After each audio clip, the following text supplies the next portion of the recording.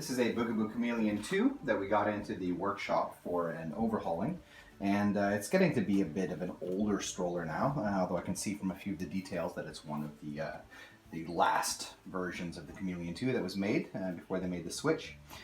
So there are a few mechanical things we're going to do on this stroller, but we're not going to talk about that today. What we're going to talk about is the general process of overhauling the stroller in case you have a Chameleon 2 yourself. So we're going to remove and wash all of the textile elements on the stroller. We're going to check a variety of different mechanisms that can be tightened and also that can be oiled, lubricated using various products.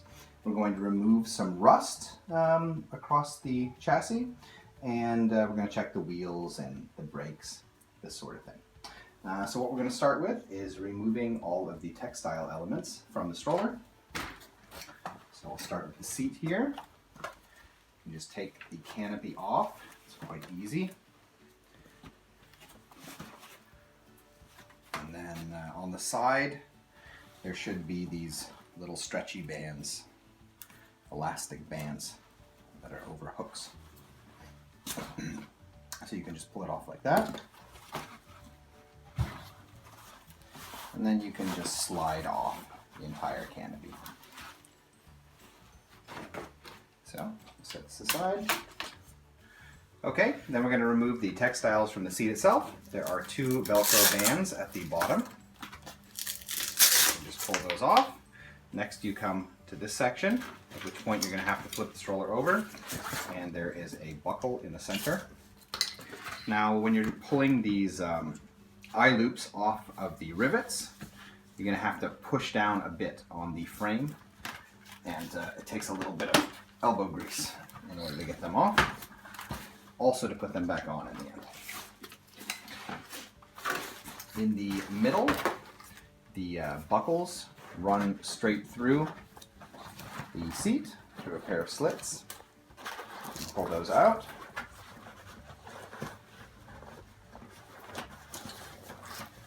And then you can slide off the rest of the seat.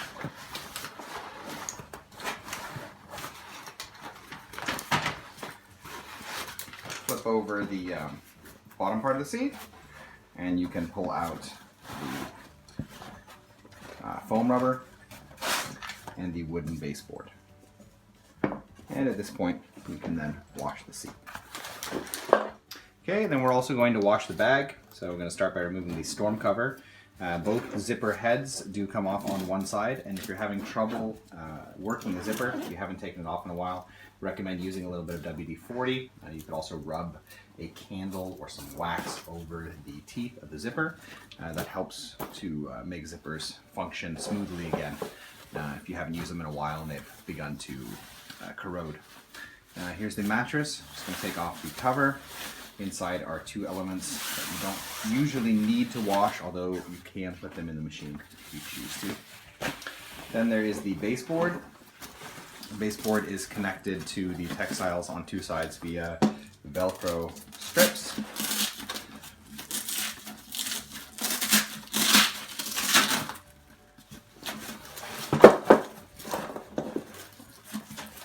I'm just going to remove those.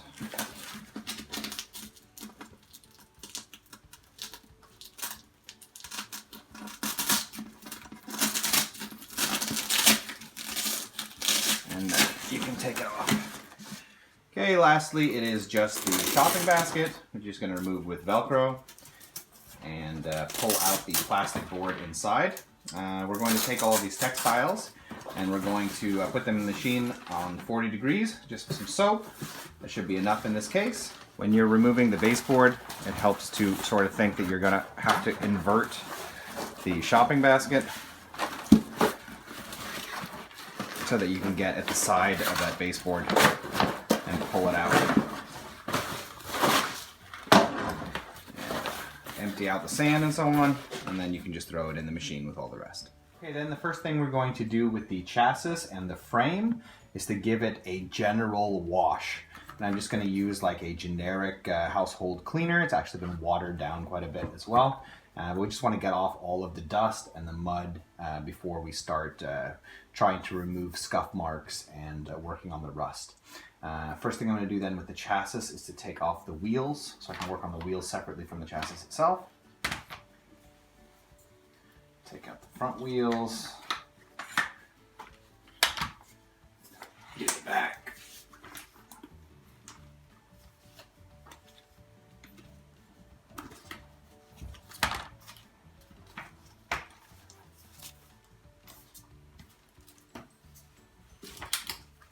And then we're just gonna start spraying and wiping.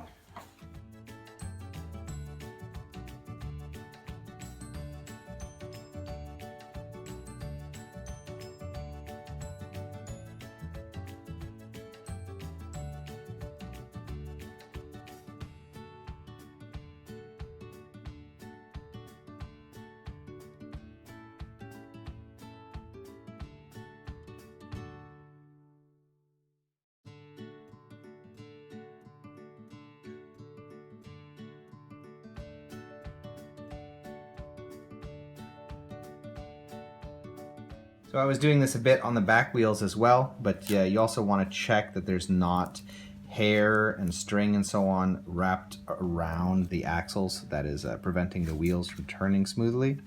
In some cases this can be quite difficult to remove. We do have some videos where we show how to remove this axle.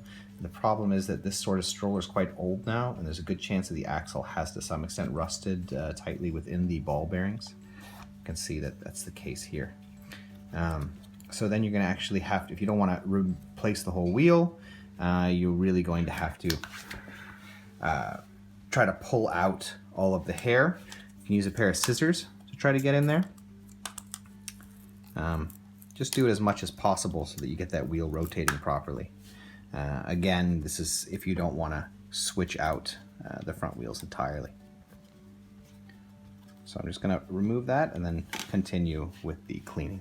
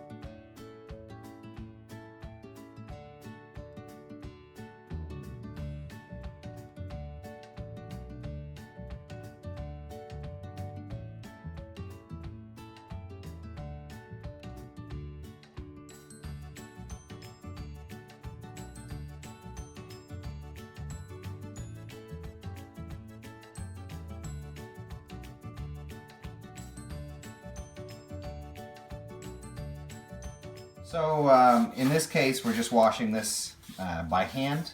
But of course, if your stroller is very dirty, or if you prefer, you can take it outside for this initial step and use a hose and a bucket and some soap, or if you have a large shower facilities or sink facilities, you can do that of course as well. In this case, we're just doing a hand wash in order to get the mud and dirt off, but of course those are valid ways of washing your stroller as well. After this, we're going to move on to cleaning up all of these scuff marks and all of those nice white plastic elements that are on Bugaboo strollers so that they shine. But before that, we have to let this dry. Okay, now we're going to whiten up all of the white plastic parts on the stroller, as well as clean up all the metal and any black areas that have scuff marks. That means where you've banged the stroller up against a wall and there's some sort of paint or residue from some other color. All of that is going to now be removed and cleaned in the same way, and that way is with a bottle of nail polish remover and a microfiber sponge. So you just want to put a little bit of the nail polish remover on the microfiber sponge. get it a bit damp, and then you can start rubbing very well over the white plastic elements, as I said, and in the metal. Some of these have also been discolored from the sun.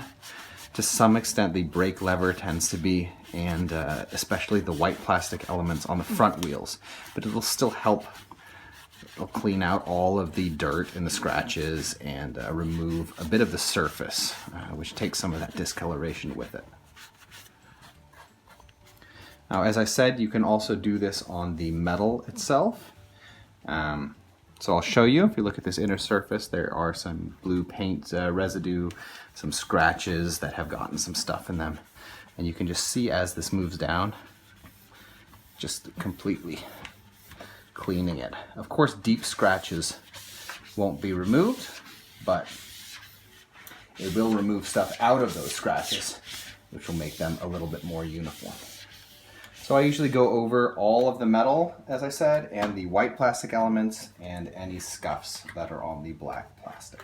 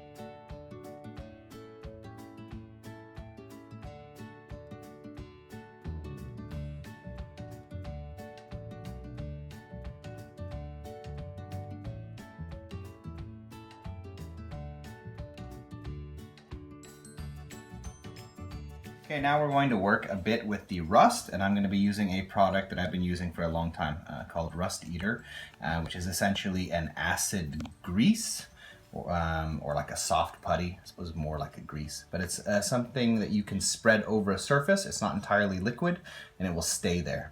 You are going to want to use some kind of safety gloves while you're doing this, and this is something we're going to be mostly dealing with the wheels with. But there are a few points on the chassis you should check for rust. One is the metal covers in the middle. These tend to get scratched, and then rust can come into those scratches. Other areas that commonly get rusty are the brakes, the adjustment screw here, springs, and sometimes the insides of the rivets across the chassis. So I'm not seeing it so much here, but you want to check all of these inside parts of the rivets as well. Also, if you have gotten any scratches on the main like aluminum parts of the stroller, and those scratches have rust inside, you can put a little bit of Rust Eater over it. Wait a bit and then remove it, and it will pull the rust out of the scratch and make it look a little bit less visible. At least there won't be rust there. Okay, so other than with the chassis, I guess I can just show you now that, because I am going to do a few parts here. So you're just going to want to spread the Rust Eater over the rusty parts, and you're going to want to try to get as little on the plastic as possible, as it can be a little bit difficult to get off afterwards, and it can create some discoloration. Where the rust is very deep, it won't entirely remove it, but it will treat it so that the rust can't spread any further. This usually is the case with the brake elements. They tend to have a little bit of rust still there, but it's been treated so that it can't spread. Then we're just going to pull this cable away and apply a bit over the top. Chrome works very well with the Rust Eater. Then I'm just going to turn it around and do the other metal pad here. Those are really the only areas on this chassis that I thought might use a little bit of rust eating. But the wheels are a different matter.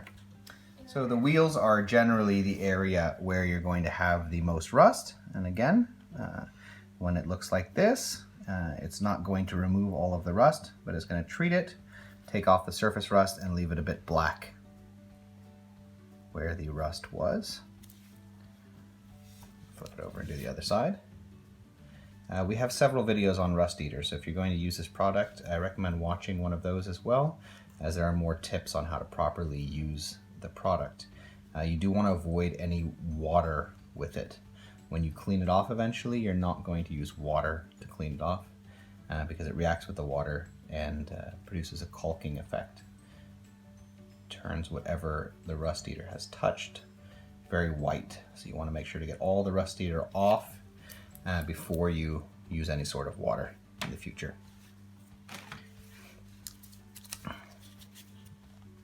Okay, just going to do this wheel as well, and then I'm going to touch up the metal areas on the rear wheels afterwards.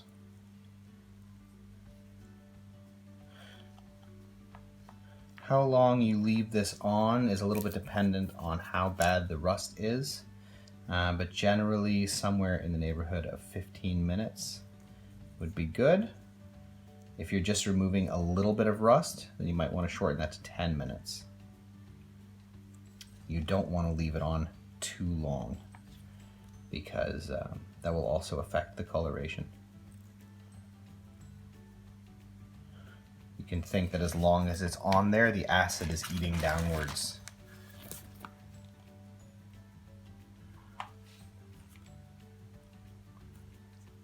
It's just a little bit there in the scratches.